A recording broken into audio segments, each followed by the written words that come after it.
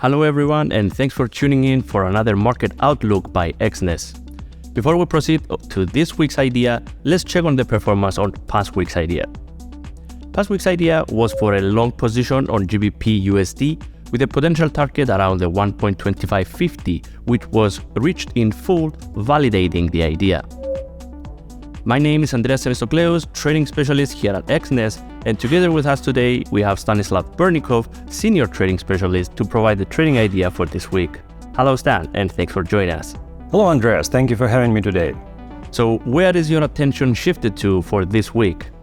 Alright, let's take a look. I think that quite interesting setup is building on the silver market.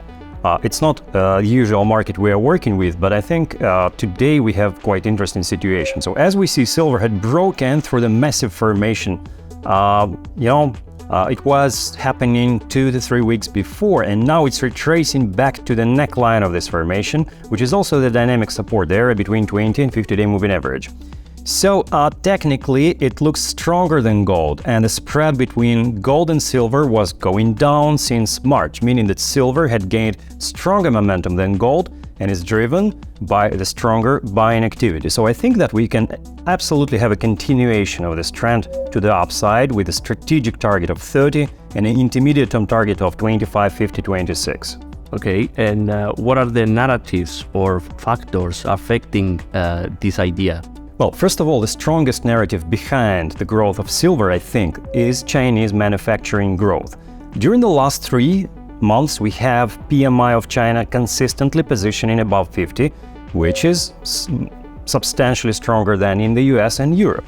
That's not a recessional indicator, by the way, so that means that production is reviving. So for equity markets, that's not enough. I mean, for stock indices, for stocks, they're still struggling. But for metals, especially production metals such as silver, that's a strong factor which boosts the demand and the buying activity. Another factor is seasonal factor, which we can see on the seasonal chart. We see that the seasonal window, the strong buying window for silver is in April with a peak in May. So we are now in a statistically interesting window of opportunity, which potentially will show the growth until the beginning of May, and it was shown this growth for the last 15-20 years. Another point which I wanted to mention is the research made by ARK Invest, an investment firm which specializes on innovative technologies. They outlined the fact that demand for electric vehicles, EVs, is increasing over the time, and investment plans for companies to invest in electric vehicles is actually boosting. So it's going up year by year. And for the electric vehicles industry, silver is one of the components which will be in demand. So that's a long-term factor, but that's another factor behind the growth of silver. Okay, and in terms of economic data, what do traders need to pay attention to if they are going to proceed with the trade?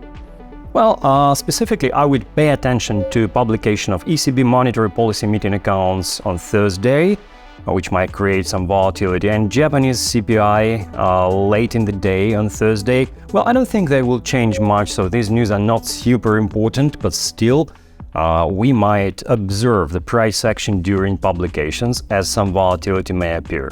Okay, so in summary for this week, the trading idea is for a potential long position on silver after some minor retracement around the 24 or 24.50 price area, with a potential target around the 25.50 or 26. The narratives behind this idea is increasing production in China, increased demand for electric vehicles, and the seasonal strong buy window before the beginning of May. In terms of economic data, the traders need to pay attention to ECB monetary policy meeting accounts and the Japanese inflation rate. Thank you, Stan, for providing the trading idea for this week. Thank you for having me. Don't forget, this is just the idea. Do your own research and never forget to manage risk.